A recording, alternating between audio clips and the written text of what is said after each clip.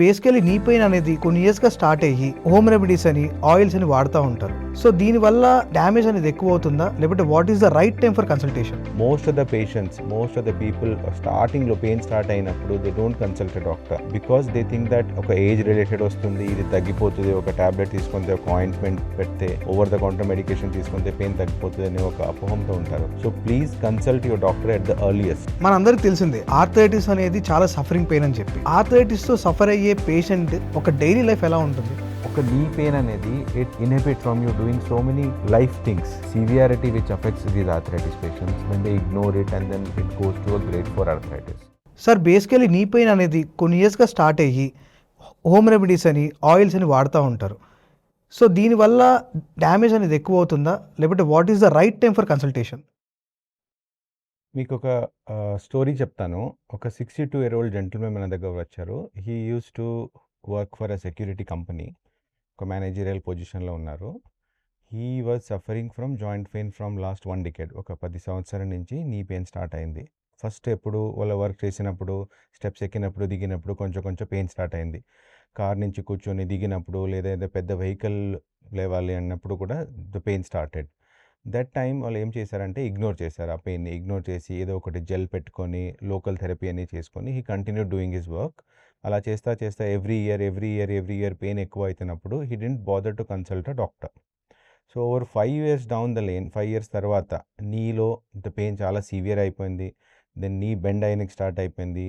Routine work చేయడానికి కూడా చాలా ఇబ్బంది పడుతున్నారు. At that time also he didn't have time or didn't have the seriousness to consult a doctor. ఇది knee pain, ఇది ఓల్డ్ ఏజ్ వల్ల వస్తుంది, ఇది కామన్, దీనికి ఏమీ ట్రీట్మెంట్ లేదు, ఇది ఇలాగే ఉంటుంది, నేను ఇలాగే ఉండాలి అని ఒక మిత్తో he was continuing his life. కానీ స్లోగా పెయిన్ ఎక్కువ అయినప్పుడు when he was not able to control the pain even with medications అని తీసుకున్న తర్వాత కూడా తగ్గకపోయినప్పుడు then he consulted us.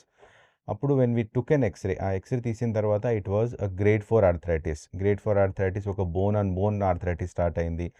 At this stage మనకి సర్జరీ తప్ప వేరే ఆప్షన్ లేదు. We have to go and do a total knee replacement. But ఇదే కానీ ఒక 5 years back if you head consulted, అప్పుడు కన్సల్ట్ అయిన తర్వాత ఒక ఎక్స్రే తీసుకొని మన లైఫ్ స్టైల్ మోడిఫికేషన్, కొన్ని మెడికేషన్స్, మజిల్ స్ట్రెంథనింగ్ ఎక్సర్సైజ్ అన్నీ చేసేయగలితే మనం ఒక గ్రేడ్ని అక్కడే ఒక గ్రేడ్ 2 ఆర్థరైటిస్ ఉన్నదని we could have stopped it. అక్కడ స్టాప్ చేయగలిగితే మనం ఫ్యూచర్లో సర్జరీని కంప్లీట్గా అవాయిడ్ చేయొచ్చు ఆర్ పోస్ట్పోన్ చేసుకొని వెళ్ళొచ్చు. మోస్ట్ ఆఫ్ ద పీపుల్ స్టార్టింగ్లో పెయిన్ స్టార్ట్ అయినప్పుడు they don't consult a doctor because they think that ఒక ఏజ్ రిలేటెడ్ వస్తుంది, ఇది తగ్గిపోతుంది, ఒక టాబ్లెట్ తీసుకుంటే ఒక ఆయింట్మెంట్ పెడితే ఓవర్ ద కౌంటర్ మెడికేషన్ తీసుకుంటే పెయిన్ తగ్గిపోతుంది అనే ఒక అపోహంతో ఉంటారు. కానీ ప్లీజ్ ఒక మీ దగ్గర ఉన్న ఏదో ఒక ఆర్థోపెడిక్ సర్జన్ని ఒక ఎక్స్రేతో కన్సల్ట్ చేస్తే they will be able to grade arthritis. ఆ గ్రేడ్లో ఎగ్జాక్ట్ ట్రీట్మెంట్ ఏముంది, మన లైఫ్ స్టైల్ మోడిఫికేషన్ ఏం చేయొచ్చు, ఏమేమి తీసుకుంటే మనం ఈ స్టేజ్ నుంచి నెక్స్ట్ స్టేజ్ వెళ్ళకుండా మనం నీని మనం సేవ్ చేయొచ్చు. So please consult your doctor at the earliest. Delay చేసినట్టు మనం వర్స్ అవుతుంది కానీ it will not improve. Okay sir. So consulting the doctor at the right time works అనమాట. Yes, okay, of course it will work. Okay sir. ఈ knee pain అనేది just physical కాదు, మన daily life కూడా damage అవుతుంది. So మనందరికి తెలిసిందే arthritis అనేది చాలా సఫరింగ్ పెయిన్ అని చెప్పి. సో ఆర్థరైటిస్తో సఫర్ అయ్యే పేషెంట్ ఒక డైలీ లైఫ్ ఎలా ఉంటుంది? ఒక 62-year-old female, she's a retired teacher. మన దగ్గర ఆల్మోస్ట్ ఒక 3 months బ్యాక్ వచ్చారు. We operated her. ఆల్మోస్ట్ ఒక 8 years నుంచి she was suffering from knee pain. ఒక 8 years నుంచి స్టార్ట్ అయింది. Initially it was manageable pain ఉండేది. దాని తర్వాత it kept on increasing daily. Her major concern was, she asked me one question. there is a graduation ceremony of my son in coming June.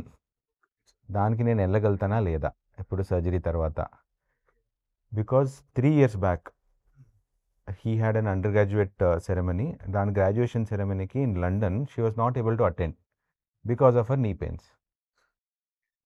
So అప్పుడు this is ఒక knee pain అనేది it inhibits from you doing so many life things. మన live ఉన్న things, మన ఫ్యామిలీకి ఎంత time ఇవ్వాలి, ఒక ఫ్యామిలీ ఫంక్షన్ అటెండ్ చేయాలి, ఒక important graduation ceremony of your son you want to attend, and ఒక knee pain is hindering you from attending that level arthritis can affect. ఒక సింపుల్ టెంపుల్కి వెళ్ళాలంటే కష్టపడాల్సి వస్తుంది. మనం ఏదో ఒక ఫంక్షన్ ఉంది, you want to go to new temple, you want to travel అన్నా కూడా we have to think 10 times. ఒక పిల్లలతో ఆడుకోవాలి, గ్రౌండ్లో వెళ్ళి ఆడుకోవాలంటే కూడా we have to think 10 times Very ఆ simple పెయిన్తో.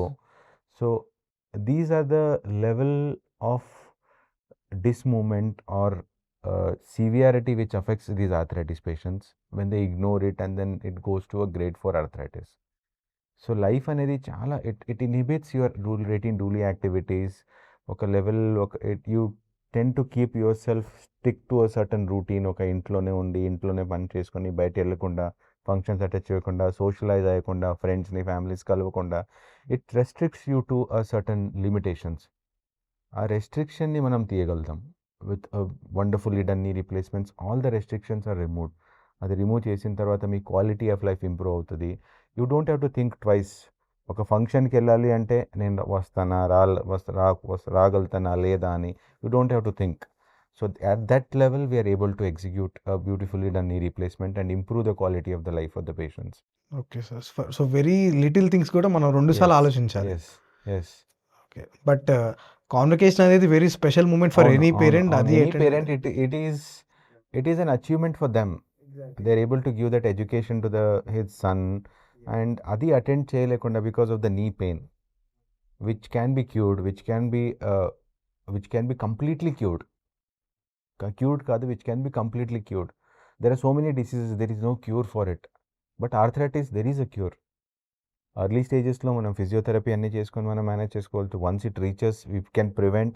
If it doesn't go to grade 4, well and good, no surgery, very happy. As a surgeons also we are happy. We don't want to operate. But if it comes to a stage grade 4 వచ్చిన తర్వాత if it is affecting your routine life, daily activities effect అవుతుంది అంటే then there is no option apart from doing a knee replacement to improve your quality of life. So you will be able to do your social activities, you will be able to live your life, you will be able to get your movement back. These are the advantages of doing a knee replacement surgery. Okay sir. So moving to next question. So ఒక x ray చూపించి bone on bone అని చెప్పేసి వాళ్ళు ఖచ్చితంగా cartilage అయిపోయింది అంటారు. So అలా విన్నప్పుడు అసలు పేషెంట్ ఏం ఎక్స్పీరియన్స్ అవుతాడు? So bone and bone arthritis అనేది అన్నప్పుడు అంటే బోన్ ఎండ్స్ మన ఏ జాయింట్లో తీసుకున్నా, knee joint, hip joint, elbow joint, ఏ జాయింట్లో తీసుకున్నా bone ends they are covered with a smooth surface. ఆ స్మూత్ సర్ఫేస్ని మనం కార్టిలేజ్ అంటాం. సో ఆ కార్టిలేజ్ నుంచి పైన బోను, కింద bone, they will be able to move. One smooth moment ఉంటుంది, అండ్ సెకండ్ ఆ కార్టిలేజ్ వాక్ చేసినప్పుడు అదని they will take all the shock and all the energy is dissipated, energy spread అయిపోయి they will not let the bone take the load. So cartilage is a basic thing which protects the joint. Like a shell moment, it's kind of a protective shell. So ఒక్కసారి cartilage damage start అయిపోయింది, so inner part of the నీలో start అవుతుంది most of the పేషెంట్స్లో. Start అయినప్పుడు ఆ cartilage స్లోగా cartilage thickness ఒక 3 to 4 mm, కొన్ని పేషెంట్స్లో 6 mm వరకు కూడా ఉంటుంది. సో కొన్ని స్టార్ట్ అయిపోయిన తర్వాత ఇఫ్ స్టార్ట్స్ డ్యామేజింగ్ అయినప్పుడు బోన్ని డిన్యూడ్ అయిపోతుంది. Bone is not covered with anything, there is no protection for the bone. Okay, ఆ ప్రొటెక్షన్ అయిపోయిన తర్వాత బోన్, ఈ పైన ఎముక, కింద ఎముక రెండు ఎక్స్పోజ్ అయిపోతాయి. ఎక్స్పోజ్ అయిపోయిన తర్వాత దాంట్లో రుద్దుదలం స్టార్ట్ అవుతుంది. సో అప్పుడు పెయిన్ వస్తుంది, డిఫార్మిటీ వస్తుంది, స్వెల్లింగ్ వస్తుంది నీ జాయింట్లో. సో పేషెంట్ ఎలా ఎక్స్ప్లెయిన్ చేస్తారంటే, ఇంతకుముందు నేను వాక్ చేసినప్పుడు ఏది సౌండ్ రాదు, కానీ ఇప్పుడు నేను మార్నింగ్ బెడ్ నుంచి లేచినప్పుడే ఒక ఫస్ట్ స్టెప్ వేయాలంటే చాలా పెయిన్ వస్తుంది. ఒక 10 minutes నాకు లేవనికి కూడా కష్టం అవుతుంది. నీ ఇలా బెండ్ చేసినప్పుడు కరక్కరమని సౌండ్ వస్తుంది. కార్లో కూర్చోలేను, కార్లు లేవాలంటే చాలా కష్టము. ఒక 10 steps నడిచిన తర్వాత కొంచెం ఫ్రీ అవుతుంది, కానీ పెయిన్ అంతే ఉంటుంది. So the main protection layer is not there, cartilage is completely damaged. So every moment becomes a difficult task.